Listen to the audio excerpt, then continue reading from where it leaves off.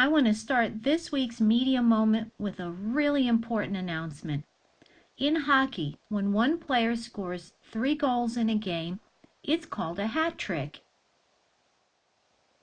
You can score a reading hat trick simply by reading 3 books between November 21st and December 9th, and if you do, you're guaranteed a free ticket to the February 19th game of the Greenville Swamp Rabbits.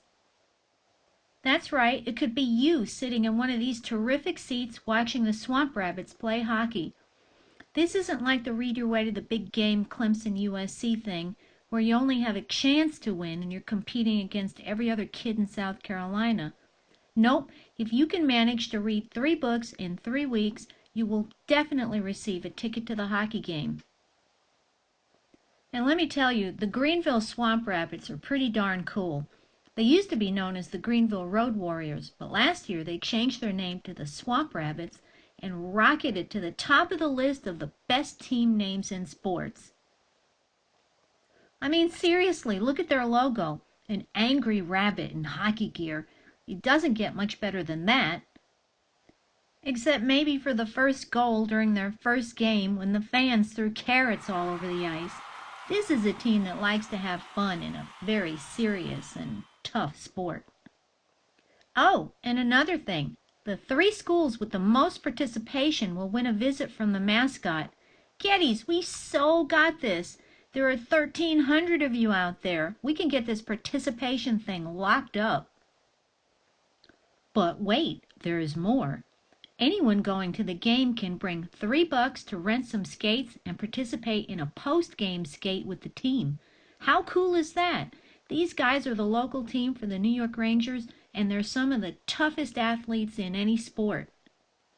But we're not done yet. Every teacher whose class participates will win 2 tickets to go to the game that night as well.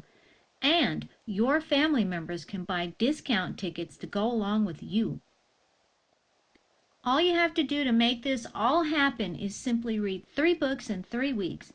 They don't have to be long ones, and if you need some recommendations for some quick reads or for some terrific books that feature hockey, I've got you covered. Geddes Middle School, let's make it happen!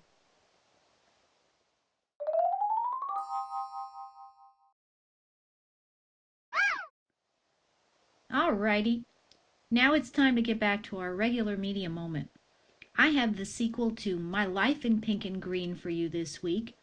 It's called My Summer in Pink and Green, and once again, Lucy DeBerg is back as a problem solver.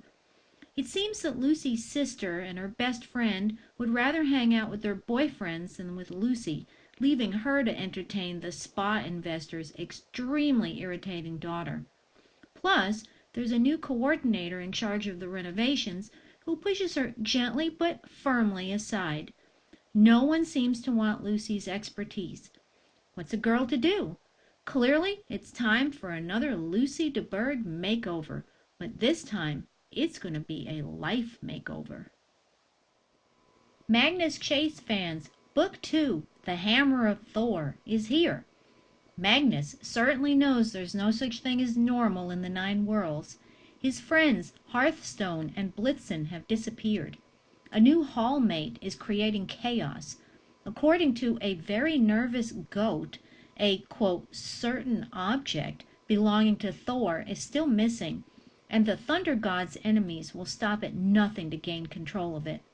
So it's time to summon Jack, the Sword of Summer, and take action. Too bad the only action Jack seems to be interested in is dates with other magical weapons. I only have 2 copies of this latest installment, so be sure to reserve yours today. Cassie and the Wolf is part of a series called Twice Told Tales. You know the story. You've heard it before. Everyone has. Now read it again. A new twist, a new gasp. The story is told again. Twice told. In this volume, once or twice upon a time, a girl named Cassie brings supper to her grandmother. But in this retelling of Little Red Riding Hood, Cassie doesn't know that Caleb Woolf has gotten to her grandmother first. Ouch. When Cassie finds out what Caleb has done, She's determined to get revenge. Whatever it takes, Cassie is ready. She will fight the wolf. I have one copy of this book in print. However, there are unlimited ebook copies available to you on your tablet or your Chromebook.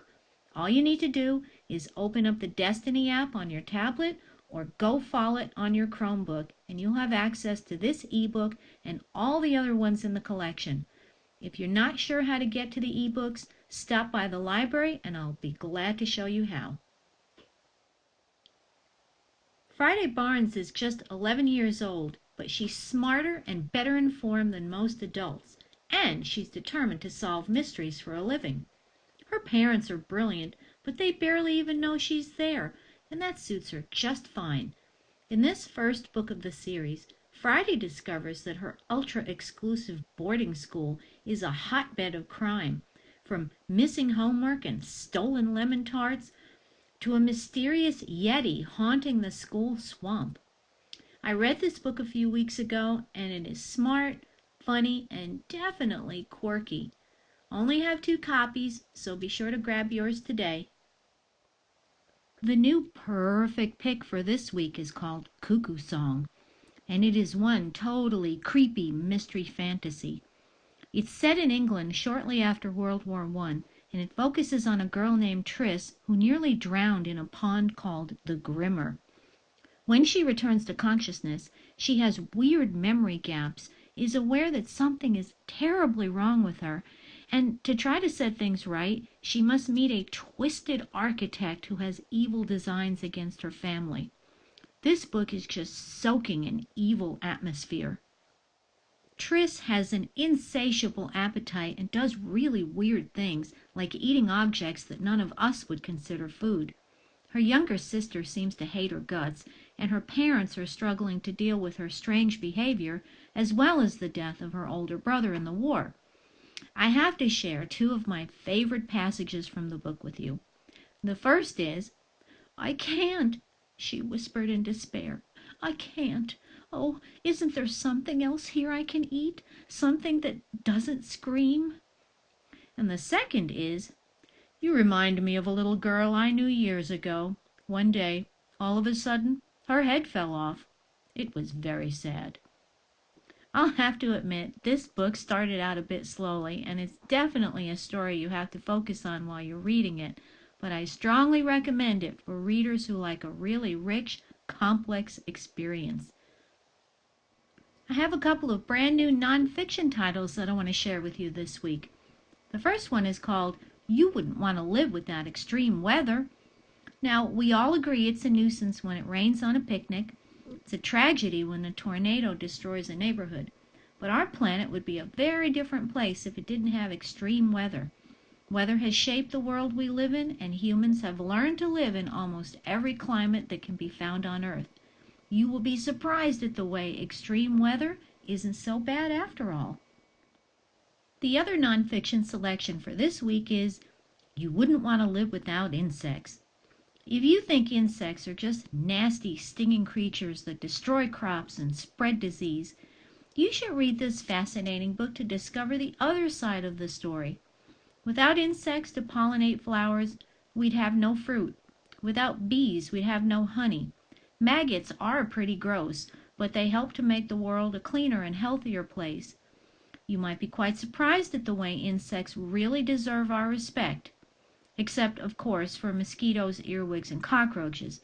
I don't think any book is going to convince me that I should love them, but I'm willing to read it and find out. Are you? Last but not least, I have a treat for Harry Potter fans. Quidditch Through the Ages is finally here. If you've ever asked yourself where the golden snitch came from, how the bludgers came into existence, or why the Wigtown Wanderers have pictures of meat cleavers on their robes, you need to read Quidditch Through the Ages. This invaluable volume is consulted by young Quidditch fans on an almost daily basis. Reserve yours today. Well, it's time for me to head on out. Thanks for tuning in. Feel free to subscribe to my channel. And don't forget to be awesome. Bye-bye.